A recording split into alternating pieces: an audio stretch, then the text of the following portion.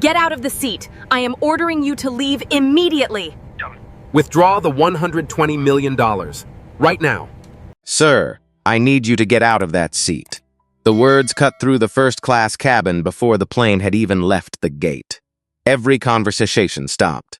Every glass paused halfway to someone's mouth. Jordan Whittaker looked up from his tablet slowly, as if sudden movement might give the moment more power than it deserved. His boarding pass rested beside his left hand. Seat 2A. First class confirmed, paid in full. Standing over him was Allison Reed, a senior flight attendant with a tight smile and eyes that never softened. Her Navy uniform was perfect. Her posture was perfect. Even her anger looked trained. Behind her, near the galley, a gray-haired man in a charcoal suit tapped his fingers against a leather briefcase. His name was Charles Benton. He was 63, wealthy, red-faced, and visibly offended by the idea that the world had not rearranged itself before he arrived. Allison lowered her voice, but not enough. We have a premium passenger who needs this seat. Jordan blinked once. This is my seat. A woman across the aisle lowered her magazine. A man in row 3 stopped chewing. Somewhere behind Jordan, a phone camera made a soft clicking sound. Allison glanced at the boarding pass as if it were something unpleasant. I understand what it says, sir. The word sir carried no respect. Only warning. Jordan felt the old pressure rise in his chest. Not fear, not surprise, recognition. He had felt it in hotel lobbies when someone asked if he was waiting for his employer. He had felt it in private clubs when people assumed he had entered through the wrong door. He had felt it in boardrooms where men looked past him for the real decision-maker. And now here it was again. At $30,000 a seat, dressed in airline policy. Jordan was 44. Tall, controlled, clean-shaven, wearing a dark blue suit that cost more than most people's monthly mortgage, though nothing about him begged to be noticed. He had learned long ago that dignity did not have to shout. He folded his hands over his tablet. Is there a problem with my ticket? Allison's smile tightened. There has been a seating adjustment. Charles Benton stepped forward. I have a connection in Washington, he said. I always sit in 2A. Jordan turned his head and looked at him. Not hard. Not angry. Just enough. Charles looked away first. Allison cleared her throat. We can reseat you in economy and offer a travel credit. A low murmur moved through the cabin. Economy. Jordan looked at the soft leather seat, the polished armrest, the small glass of water no one had offered him until he asked twice. Then he looked at Allison. I booked this seat 3 weeks ago. I'm trying to make this easy for everyone, she said. Easy for everyone. Jordan almost smiled. That was the phrase people used when one person was being asked to disappear, so another person would not feel uncomfortable. Near the front curtain, a man in an executive suit watched in silence. Thomas Keller, vice president of operations for Meridian North Airlines, stood half-hidden by the galley wall. Jordan recognized him from the investment files. Keller gave Allison the smallest nod. There it was. Not confusion. Instruction. Jordan's phone buzzed on the armrest. The screen lit up. Initial transfer cleared. $25 million. For one quiet second, the cabin faded around him. Meridian North Airlines had just received the first installment from Whittaker Capital Group. Jordan's company. Jordan's signature. Jordan's money. The same airline now asking him to move to the back so Charles Benton could feel important beside a window. Allison did not see the message. Charles did not see it. Thomas Keller did not know Jordan had seen him. Jordan placed one finger on the screen. He did not press anything yet. His mother's voice rose in his memory, soft but firm, from a kitchen in Baltimore, where the heat barely worked, and bills sat stacked beside the salt shaker. Don't let anyone shrink you just because they need to feel tall. Jordan breathed in, slowly. Allison leaned closer. Sir, I'm going to need your cooperation. Jordan looked at her, then at Charles, then at the phones now recording from 3 different rows. His voice stayed calm. I will not move. The cabin froze. Allison's face changed. Just a little. Enough. Charles scoffed. Oh, for heaven's sake. Jordan picked up his boarding pass and held it between 2 fingers. This is my seat. I paid for it. I have a confirmed boarding pass. If you want me removed, you'll need to say clearly why. Allison swallowed. For the first time, uncertainty flickered across her face. Then she looked back toward Thomas Keller. He nodded again, smaller this time. Colder. Allison turned back to Jordan. Then I'll have to call security. Jordan looked down at his phone. His thumb moved once. Transaction frozen. Then he turned the screen face down. Do what you think you need to do, he said. And in the silence that followed, Jordan Whittaker sat perfectly still, while the airline around him began making the most expensive mistake in its history. Allison Reed turned away from Jordan as if she had just won something. Her heels struck the cabin floor in short, sharp beats.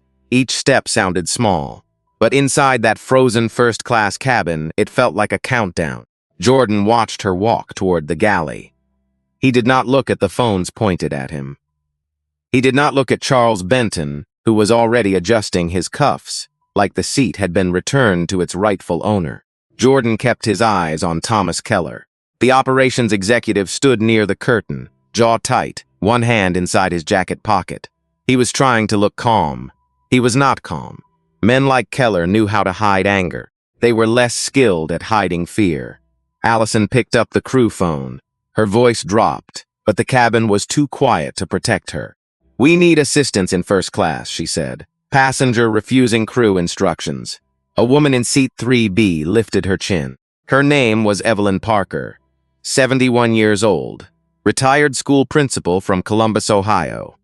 She had spent 4 decades watching children learn the difference between discipline and humiliation. She knew the sound of unfairness when grown people dressed it up as rules.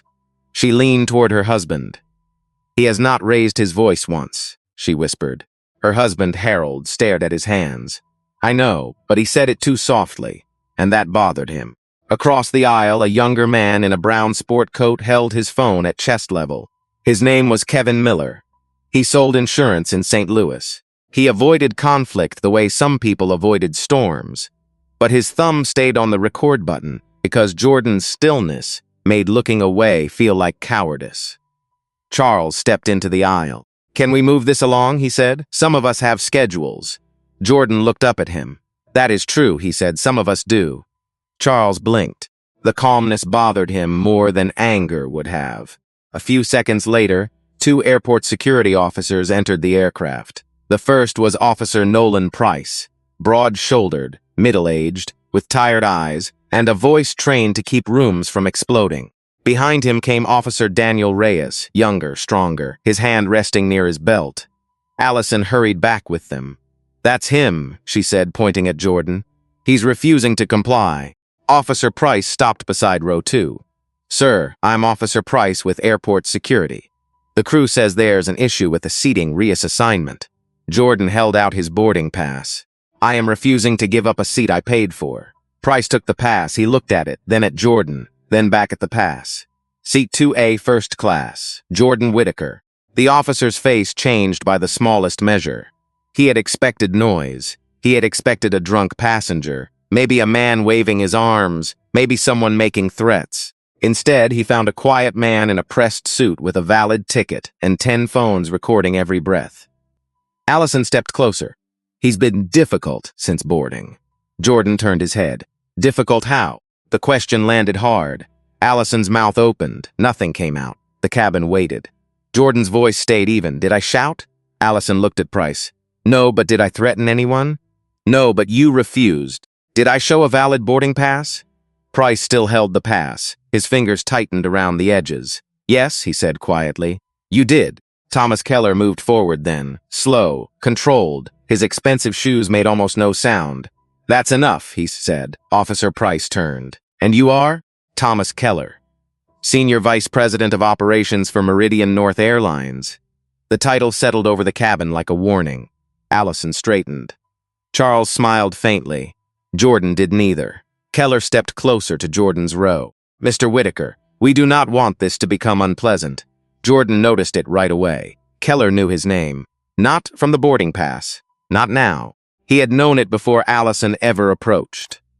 That meant this had never been a misunderstanding. It had been a choice. Keller lowered his voice, but the phones caught him. We are offering a reasonable alternative. Economy seating.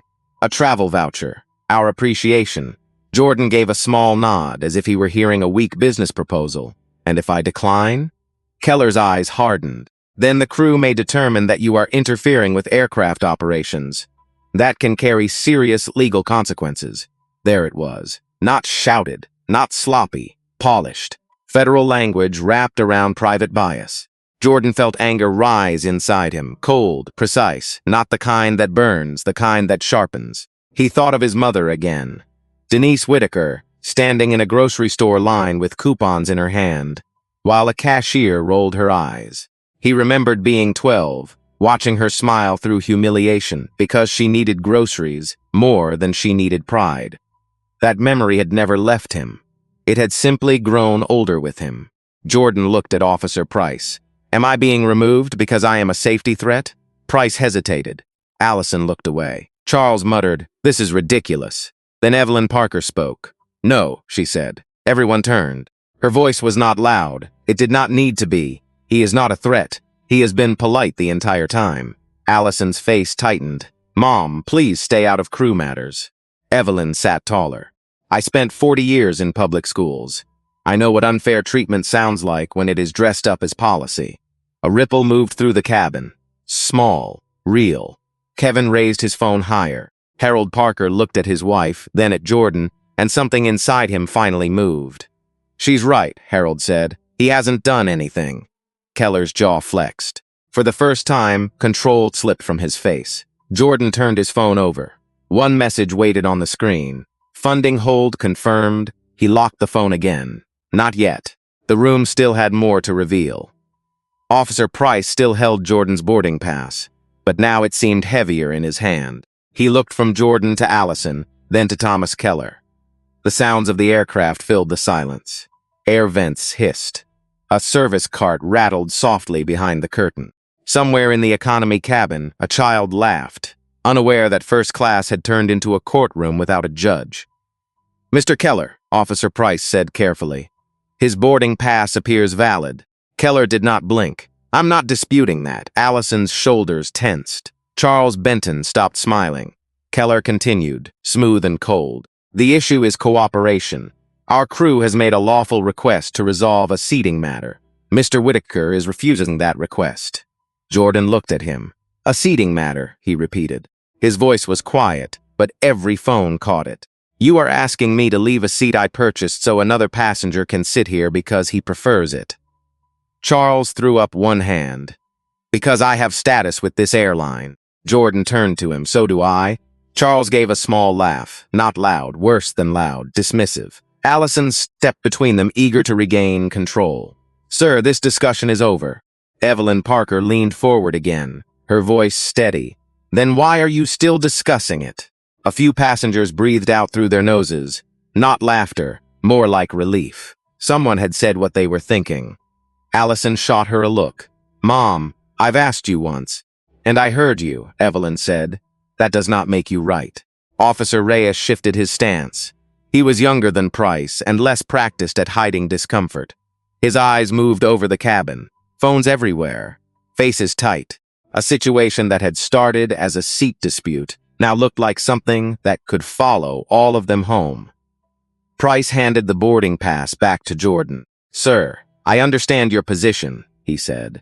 "But if the crew requests removal, we may have to ask you to step off the aircraft so this can be handled at the gate." Jordan accepted the pass with 2 fingers. "Am I legally required to leave?" Price paused. The question was simple. The answer was not. Keller stepped in before the officer could respond. "For the safety and comfort of all passengers, yes." Jordan's eyes moved to Keller. "Safety?" The word hung there. A single word can expose a lie when it has been used too carelessly. Jordan turned slightly so the cameras could see his face. "I have not raised my voice. I have not threatened anyone. I have not blocked the aisle. I have not refused a safety instruction. I am sitting in my assigned seat." His breathing was slow, controlled. But this airline is now using the language of safety to hide the language of preference. The cabin went still again. Even Charles had nothing ready for that. Keller's face tightened. "Mr. Whitaker, you are escalating this." "No," Jordan said. "I am naming it." Kevin Miller's hand trembled as he recorded. He had seen unfair things before. At work, at restaurants, on sidewalks. He had told himself those moments were not his business. But now he could hear his father's voice from years ago, telling him that silence was also a decision. He lowered his phone for half a second and spoke. He's right. I've been recording since the beginning. He did nothing aggressive. Allison looked stunned, as if witnesses were supposed to stay decorative. Another voice came from row 4. A woman in a red cardigan. I saw it too, she said. The other man wanted the seat. That's all this is. Charles spun around. You people have no idea who I am. Jordan looked at him for a long second. That seems to be the theme of the morning. The words landed clean. Sharp, not cruel, exact. Keller stepped close enough now that Jordan could smell his expensive cologne. Stand up, Mr. Whitaker. Jordan did not move. Allison's eyes flashed toward security. Officer Reyes took one step forward, then stopped when Price lifted a hand. Price's voice dropped. Mr. Keller, I need clarity. Are you formally requesting this passenger be removed? Keller hesitated. Not because of Jordan, because of the cameras, because of the word formally, because once something is formal, it has a paper trail. Allison saw the hesitation and panicked. Yes, she said quickly. The crew is requesting removal. Price turned to her. On what grounds? Allison's mouth tightened. He is refusing crew instructions. What safety instruction? The question came from Harold Parker this time. His voice cracked a little, but he said it. What safety instruction did he refuse? Allison looked at him, then Keller, then Charles. The answer was nowhere. Jordan slowly reached for his phone. Keller's eyes dropped to the screen. For the first time, real fear showed. Jordan unlocked it with his thumb. The notification still sat there, plain and silent. Funding hold confirmed. Below it, a new message appeared. Board counsel standing by, awaiting your direction. Jordan did not show the cabin, not yet. He looked up at Keller. You still have time to correct this. Keller swallowed. It was small, but Jordan saw it. So did Allison. So did Charles. Power had shifted. No one else understood why, but everyone felt it. Keller stared at Jordan's phone as if the small black screen had become a loaded weapon.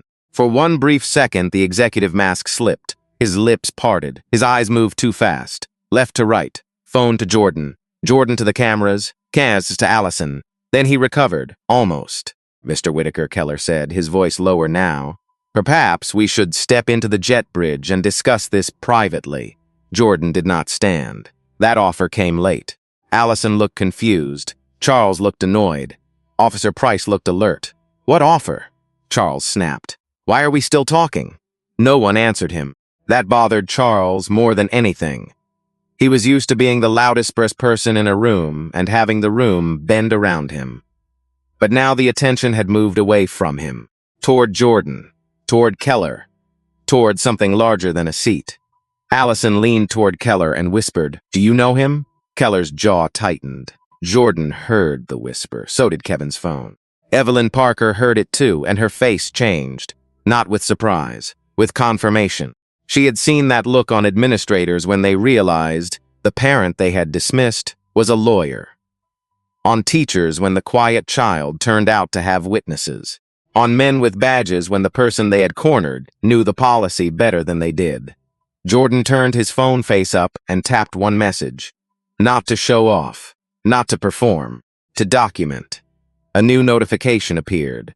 Emergency review initiated. Transfer freeze confirmed across all pending disbursement. Officer Price saw enough to understand that something was wrong, though not enough to know what. Keller saw everything. His face drained. Allison noticed. Thomas? She whispered. Keller did not look at her. He looked at Jordan now with a different set of eyes. Not the eyes he had used on a passenger. The eyes he used in boardrooms when a deal was falling apart. Mr. Whitaker, he said carefully, let's not make a decision in anger. Jordan's expression did not change. I made no decision in anger. The cabin was silent except for the low hum of the aircraft power system and the faint buzz of phones recording from every direction. Keller swallowed. This can still be corrected. Jordan leaned back by half an inch, then corrected. Simple words, heavy words. Keller turned toward Allison. For the first time all morning, he did not speak like her superior. He spoke like a man trying to escape a fire he had helped start. Receipt, Mr. Benton. Charles jerked his head back. What did you just say? Keller ignored him. Allison blinked. But you said I said reseat him. Charles stepped forward, red rising from his collar. I am not sitting somewhere else. I told you. I always sit there. Jordan looked at him. And I told you I paid for it. Charles pointed at Jordan, his hand shaking with outrage. This is absurd. Do you know how much money I spend with this airline? Jordan's voice stayed even. Less than I was about to. The words moved through the cabin like a door opening. Allison's mouth went slightly open. Officer Reyes glanced at Price. Kevin whispered, almost to himself, "Oh my God." Keller closed his eyes for half a second. Charles looked around, searching for someone to laugh with him. No one did. Even the passengers who had stayed silent now watched him with a distance that felt like judgment. What is that supposed to mean? Charles demanded. Jordan did not answer him. He looked at Keller. You knew my name before anyone checked the passenger manifest. Keller said nothing. You knew who I was when you sent her over here. Allison flinched. No, I was told there was a seating adjustment, she said quickly. That's all I was told. Jordan turned to her. His gaze was not cruel, and that made it worse. You still chose how to speak to me. Allison's face tightened. Her hands folded around the tablet at her hip like she needed something to hold.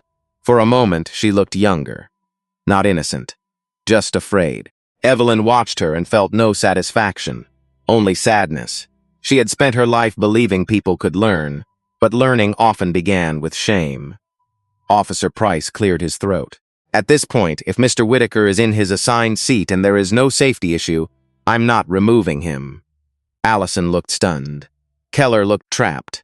Charles laughed once, sharp and bitter. You're letting him hold the whole plane hostage? Price turned to him. No, sir. I'm letting a paying passenger remain in his assigned seat. The sentence landed like a gavel. For the first time, Jordan allowed himself one slow breath. Not relief, control. Keller's phone buzzed, then buzzed again. Then again. He looked down. His face changed completely. The board had started calling. Keller stared at the name on his phone until the letters blurred. Meridian North Board Chair. He did not answer at first. He let it buzz once, twice, 3 times. Then another call came in before the first one even ended. Chief Executive Office. His hand tightened around the phone. Allison watched him, her face pale now. She had seen passengers complain before. She had seen executives smooth things over with miles, vouchers, apologies written by legal departments. But this was different. Keller was not irritated anymore. He was scared. Charles Benton still stood in the aisle, chest rising and falling too fast. I want his name, Charles said. I'm filing a formal complaint. Jordan looked at him. You should. Charles frowned. Jordan's voice stayed calm. Put everything in writing. That shut him up. Officer Price stepped slightly between Charles and Jordan, not aggressively, just enough to draw a line. Sir, please return to your assigned seat. Charles pointed toward Jordan's row. That is my seat. No, Price said. It is not. The words were plain, almost gentle, that made them harder to argue with. Charles opened his mouth, but nothing came out clean. Only a frustrated sound, small and ugly. Keller answered the phone at last and turned away toward the galley. This is Keller. He listened. The cabin could not hear the voice on the other end, but they could read Keller's face. His skin lost color by degrees. His shoulders lowered. His eyes moved once toward Jordan, then away. No, I understand, Keller said. I'm on the aircraft now. Another pause. No, sir. I was not aware the funding hold had already triggered board notification. Jordan closed his eyes for 1 second. There it was. The reveal had begun, not with the speech, but with fear moving through the chain of command. Kevin Miller whispered into his phone, still recording. Did he just say funding hold? Evelyn Parker heard him, her eyes narrowed. She looked at Jordan again, seeing more now. Not money exactly, but restraint. The kind of restraint that comes from a person who could destroy a room, but chooses first to let the room show its own character. Allison heard it too. Funding? She whispered. Keller covered the phone with one hand and spoke through his teeth. Not now, but it was too late. The word had entered the cabin. Funding. Hold. Jordan reached into his jacket and removed a slim leather card case. He did not do it dramatically. He simply opened it, took out one matte black business card, and placed it on the armrest. Allison looked down. Jordan Whitaker, founder and chief executive officer, Whitaker Capital Group. Her eyes froze on the title. Her lips parted slightly. The tablet at her hip seemed suddenly useless. Officer Reyes saw the card and glanced at Price. Price's expression changed too, not with fear, but with understanding. The kind that comes when the facts finally arrange themselves into a shape no one can deny. Charles leaned forward, squinting. Then he went still. Everyone seemed to breathe at once. Keller came back from the galley with the phone still in his hand. "Mr. Whitaker," he said. "No, sir, this time. No instruction. A name, carefully spoken." Jordan looked up. Keller swallowed. "I believe there has been a serious misunderstanding." Evelyn's face hardened. "Oh, now it's a misunderstanding," she said. Her husband Harold touched her hand, but he did not stop her. "Not this time." Allison's voice came out thin. "Mr. Whitaker, I apologize if my tone." Jordan lifted one hand. "Not harsh. Enough." "If?" The single word stopped her. Allison blinked. Jordan turned fully toward her. "You did not misplace a bag. You did not misread a lunch order. You stood over me in front of a full cabin and treated my lawful presence as a problem." Allison looked down. For the first time, she did not look like a uniform. She looked like a person inside one. Jordan continued, slower now. "You assumed I could be moved quietly because people like me are expected to absorb humiliation for the comfort of others." The cabin was silent. Even the phone seemed quieter. Keller shifted his weight. "We can resolve this immediately. Mr. Benton will take his assigned seat. You will remain in 2A. I will personally ensure no," Jordan said. The word was calm. Final. Keller stopped. Jordan picked up his business card and slid it back into the case.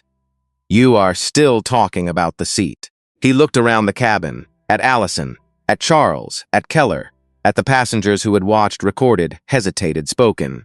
This was never only about the seat. Charles muttered, "Oh, come on." Officer Price turned sharply. "Sir."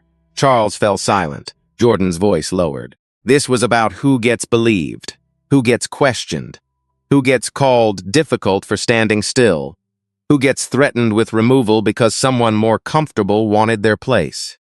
Evelyn's eyes glistened. Kevin lowered his phone. Just for a moment. He needed to hear it without a screen between him and the truth. Keller's phone buzzed again. Jordan looked at it. "Answer that," he said. Keller did. He listened for 5 seconds. Then his eyes closed. The board wanted Jordan off the plane. Not removed, escorted, protected, apologized to, immediately. Keller lowered the phone slowly, like it had burned his hand. For several seconds, he said nothing. The cabin watched him breathe. In through the nose, out through the mouth. A man used to managing emergencies had become the emergency. Allison stood beside him, white-knuckled around her tablet. "What did they say?" she whispered. Keller did not answer her. He looked at Jordan. "Mr. Whitaker, the board would like to speak with you immediately." Jordan remained seated. "I'm sure they would. They have asked to escort you to the executive conference room inside the terminal." Charles let out a bitter laugh. "Unbelievable. Now he gets a conference room?" No one moved. Officer Price looked at Charles. "Sir, sit down." Charles stared at him. Price did not blink. Charles sat. It was the first time all morning he had obeyed anyone. Jordan gathered his boarding pass and placed it inside his jacket. Then he picked up his phone, his tablet, and the slim leather case from the armrest. His movements were unhurried, not theatrical, just complete. Allison stepped back to give him room. For the first time, she was not standing over him. Jordan noticed, so did Evelyn. Jordan rose from seat 2A. The cabin seemed to rise with him, not physically, but morally. Phones followed, eyes followed, breath followed. Keller gestured toward the front. "We can take you out this way." Jordan looked down at the seat, the polished armrest, the small water glass, the place he had paid for, the place they had tried to take from him. Then he looked at Keller. "I will leave because I choose to, not because you removed me." Keller nodded quickly. "Of course." Jordan turned to Officer Price. "Please make sure your report states that clearly." Price straightened. "It will." Officer Reyes nodded too. He looked younger now, humbled by what he had almost become part of. As Jordan stepped into the aisle, Evelyn reached out and touched his sleeve with 2 fingers. Gentle, careful, like touching a wound. "I'm sorry," she said.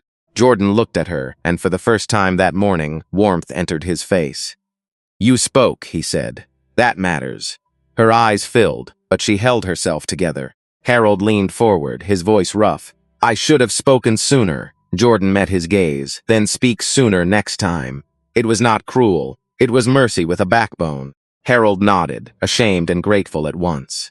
Kevin Miller lowered his phone as Jordan passed. "I recorded everything," he said. "I'll send it wherever you need." Jordan stopped. Kevin looked nervous, as if courage had surprised even him. Jordan gave a small nod. "Thank you." Kevin swallowed. "My dad always told me not to get involved." Jordan's voice softened. "Sometimes getting involved is just telling the truth." That sentence stayed in the air after Jordan moved on. At the front of the cabin, Allison stood near the galley, eyes lowered. When Jordan reached her, she looked up. "I was wrong," she said. The words came out small, not polished, not corporate. Human. Jordan paused. Allison's breathing shook. "I saw what I expected to see," she continued. "And I treated you like you were less than a customer, less than a person." Keller shifted uncomfortably, but Jordan did not look away from her. "That is where the harm began," he said. "Not when you called security earlier, when you decided I did not belong before you knew anything about me." Allison's face tightened as if the words had found the exact place they needed to hurt. "I know," she whispered. Jordan's eyes remained steady. "Knowing is not enough. Change is what proves knowing meant something." She nodded once. Slowly. Behind them, Charles stared at the window, his jaw locked, still more angry at losing than ashamed of why he had wanted to win. Keller led Jordan through the aircraft door and into the jet bridge. The air changed instantly, cooler, quieter. The noise of the cabin fell behind them, replaced by the hollow echo of footsteps on metal flooring. Halfway down, Keller stopped. "Mr. Whitaker, I want to personally apologize." Jordan turned. "No, you want to personally contain this." Kelser's face flushed. Jordan stepped closer, his voice low. "An apology tries to repair harm. Containment tries to protect power. Do not confuse the two." Keller had no answer. At the end of the jet bridge, a woman in a gray suit hurried toward them, with 2 airport staff members behind her. Her name was Dana Mitchell, Meridian North's general counsel. Her expression was controlled, but her eyes were urgent. "Mr. Whitaker," she said, "I am deeply sorry for what happened." Jordan looked past her toward the terminal windows. Outside, the aircraft sat waiting, bright under the morning light, its logo shining like a promise it had not kept. Then he looked back. "I don't need a better apology," he said. Dana held her breath. Jordan's voice stayed calm. "I need to know whether this company is still worth saving." Dana Mitchell did not answer right away. She had spent 22 years inside corporate law, learning how to make disasters sound manageable. She knew words like incident, exposure, optics, and remediation. She knew how to soften blame until it became fog. But Jordan Whitaker was not asking for fog. He was asking for truth. The terminal windows threw pale morning light across his face. Behind him, Thomas Keller stood stiff and silent, still holding the phone that had turned against him. Behind Dana, 2 airport staff members waited with the nervous posture of people who had been told this was as above their pay grade. Dana drew one breath. "Then we need to show you everything," she said. Jordan studied her. "Not the version prepared for investors." "No," Dana said. "Everything." Keller's head snapped toward her. "Dana." She turned on him. "Not now, Thomas." The words were sharp enough to cut through the jet bridge. For the first time, Keller looked smaller than his title. They walked into the terminal through a side door near the gate desk. The main concourse roared around them. Suitcases rolled over tile. Boarding announcements echoed overhead. A coffee machine hissed behind a kiosk. Ordinary life continued, indifferent to the fact that a company was cracking open 20 feet away. At gate C12, passengers from the delayed flight pressed close to the windows and watched. Some still held phones. Some whispered Jordan's name now that they had searched it. Whitaker Capital Group. Founder. Chief Executive Officer. $120 million financing package. Kevin Miller stood near the jet bridge entrance, hands shaking around his phone. Evelyn and Harold Parker remained inside the aircraft, but Evelyn had already given her name to Officer Price as a witness. She had written it carefully on the back of an old grocery receipt. People did what they could. Sometimes that was how justice began. In a small conference room behind the gate area, the air smelled like stale coffee and printer toner. A long table sat under bright fluorescent lights. No leather chairs, no polished boardroom. Just airport carpet, a wall clock, and the truth arriving faster than anyone could control it. Dana closed the door. Keller stayed standing. Jordan sat at the end of the table. Not because anyone offered the seat, but because he understood where power belonged when it was calm. Dana opened her laptop. "I need you to understand something," she said. "This was not supposed to happen." Jordan looked at her. "But it was allowed to happen." Dana nodded. "Yes." Keller shifted. "We have policies in place." Jordan turned slowly. "Policies did not speak to me. People did." Keller had no reply. Dana clicked through files with trembling fingers. Complaint logs, internal service reports. Passenger disputes marked resolved. Notes from prior incidents where black passengers, older passengers, immigrants, and travelers who did not look wealthy enough had been questioned, moved, delayed, or treated with suspicion. The room grew colder with every line. Jordan read without expression. That made it worse. A man shouting can be dismissed as emotional. A man reading quietly can become impossible to escape. Dana's voice lowered. "There were patterns. Some of us raised concerns. Some of you," Jordan said. She looked down. "Not enough of us." The honesty cost her something. He could see it. That did not erase the harm, but it changed the shape of the room. Keller finally spoke. "This is being taken out of context." Dana turned on him again. "No, it is being put into context." Silence. Then Keller's phone buzzed once more. He looked at it and went still. Jordan did not need to see the screen. The board had stopped asking for updates. Now they were giving instructions. Dana read the message on her own phone seconds later. Her face tightened. "Thomas," she said quietly, "you've been asked to step aside from all operational decisions pending review." Keller stared at her. "You're joking." "No." His mouth opened, then closed. His eyes flicked to Jordan with resentment, as if Jordan had ruined him by sitting where he belonged. Jordan saw it, and he understood the tragedy of men like Keller. They mistook accountability for persecution because they had so rarely experienced either. Keller pushed back from the table. "I spent 30 years building this airline." Jordan's voice was calm. "Then you should have known better than anyone how quickly disrespect can destroy it." Keller's face reddened. For a second, he looked like he might say something unforgivable. He did not. A security coordinator opened the door and waited. Keller looked at Dana, then at Jordan.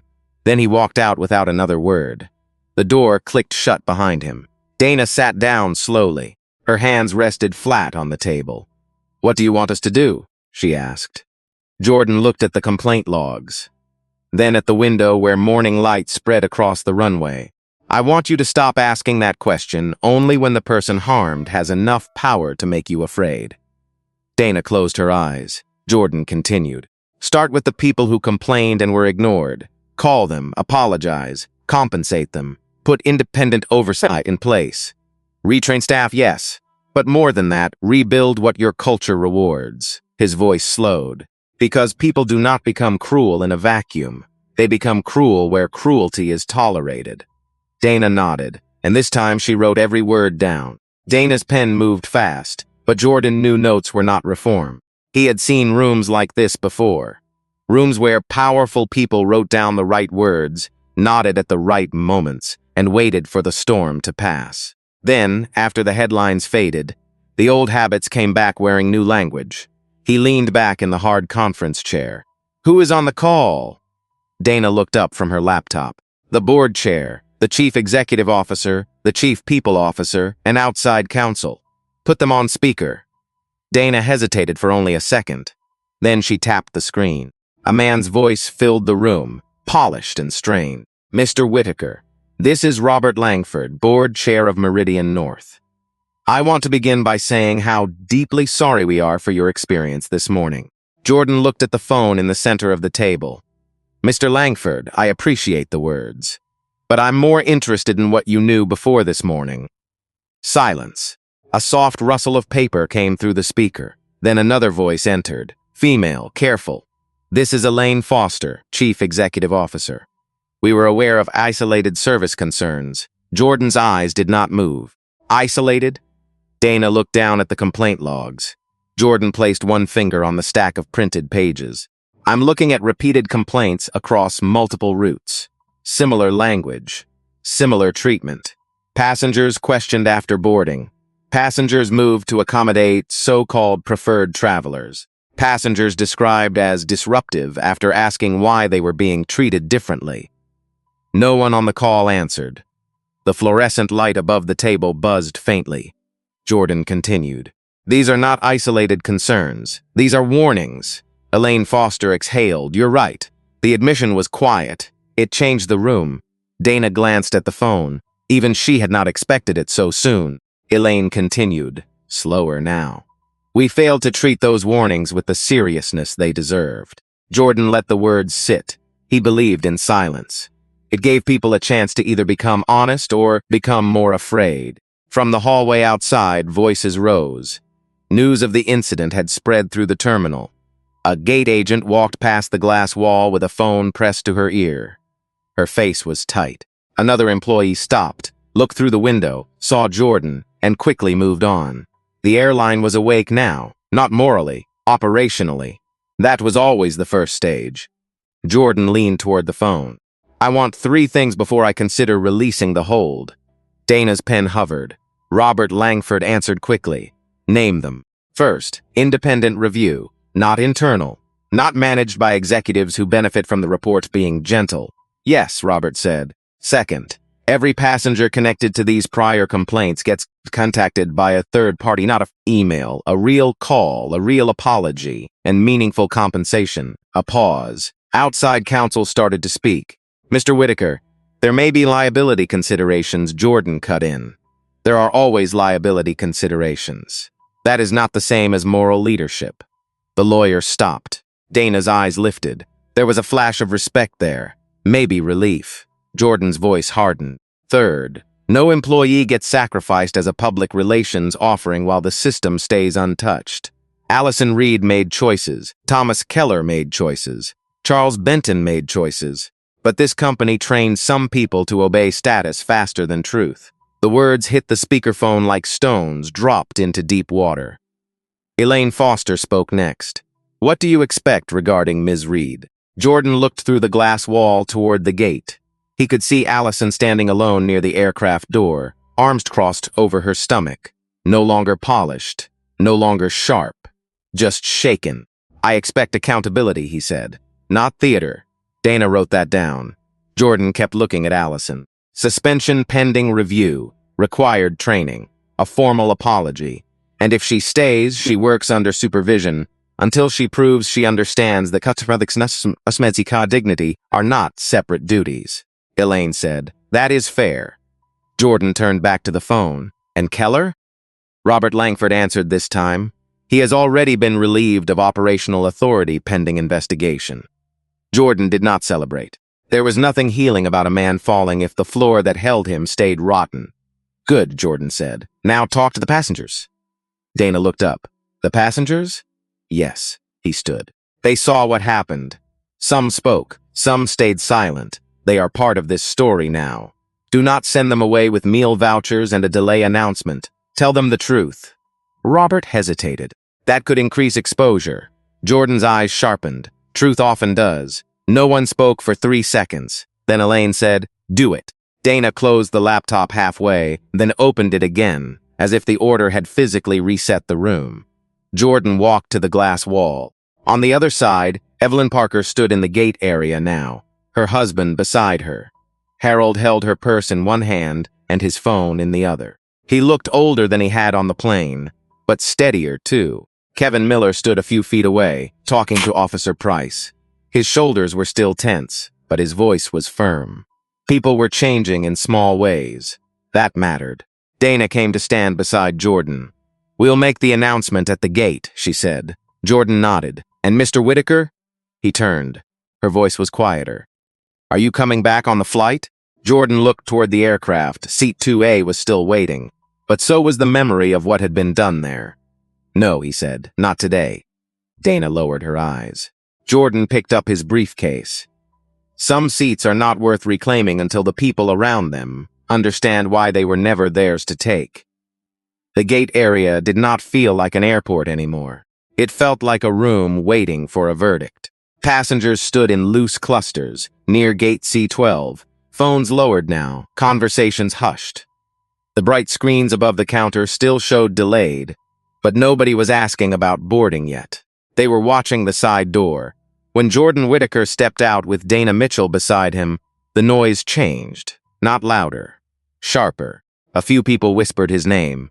Others simply stared, trying to connect the calm man in the dark suit with the words now spreading across social media. Whittaker Capital.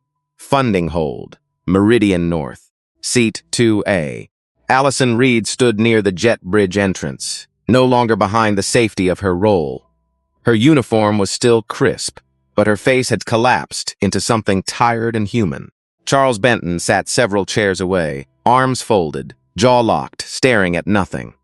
He had been moved to his assigned seat, but the plane had not left. Winning had never looked so empty. Dana approached the gate microphone. Her hand shook once before she steadied it. The speakers clicked. "Ladies and gentlemen, may I have your attention, please?" Every head turned. Dana swallowed. "My name is Dana Mitchell. I serve as General Counsel for Meridian North Airlines. What happened on Flight 447 this morning should not have happened." The terminal went still. No polished delay language, no weather excuse, no operational issue. Truth had entered the gate area, and it sounded strange because people were not used to hearing it in public. Dana continued. A passenger with a valid first-class ticket was pressured to give up his assigned seat. The situation was escalated improperly. Security was called when there was no evidence of a safety threat.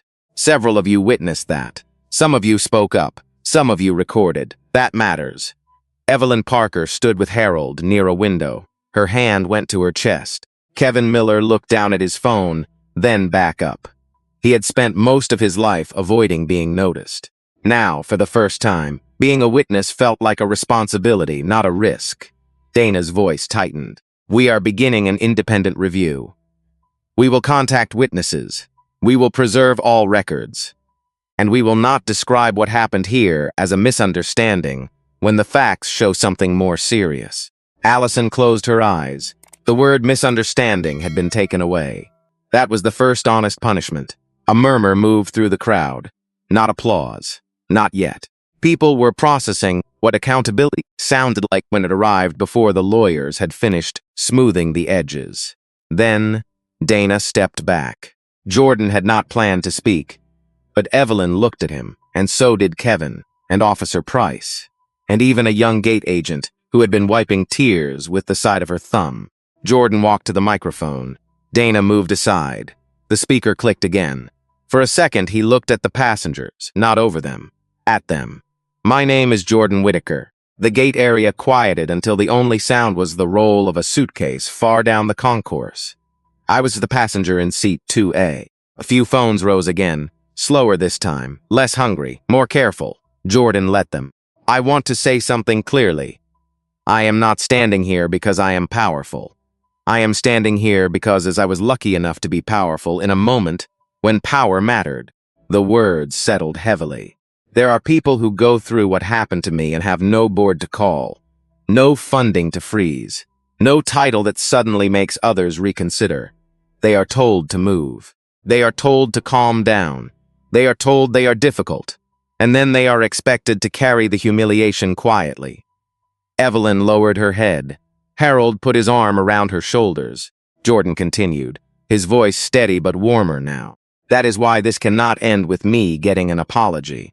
Respect that only appears after someone discovers your net worth is not respect. It is fear. Real respect begins before you know who someone is." Allison opened her eyes. A tear slipped down her cheek, but she did not wipe it away. Jordan looked toward her, not to shame her further, but to include her in the truth. "Every person who works with the public has pressure. I understand that. Delays, rules, angry travelers, safety concerns. But pressure does not excuse prejudice. Authority is not permission to make someone smaller. Officer Price looked down at his badge. He had heard words like that in training rooms. They had never felt as personal as they did now. Jordan stepped back slightly from the microphone, then leaned in once more. To those who spoke up, thank you. To those who stayed silent and wished you had not, remember this morning.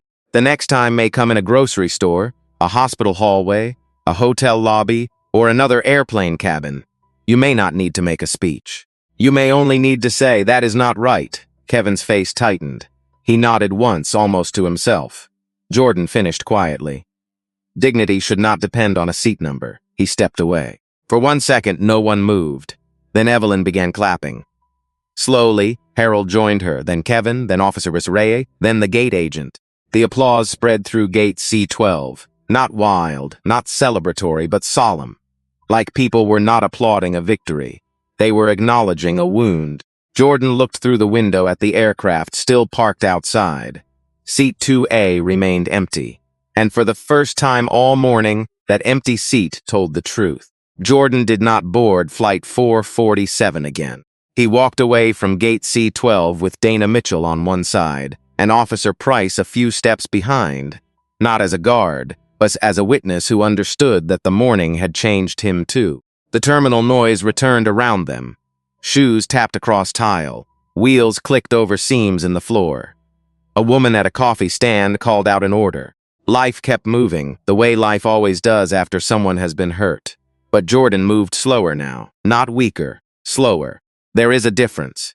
His phone buzzed with calls from the board, his attorneys, his assistant, reporters, and 2 people from his own executive team who already knew not to ask if he was all right. They knew better.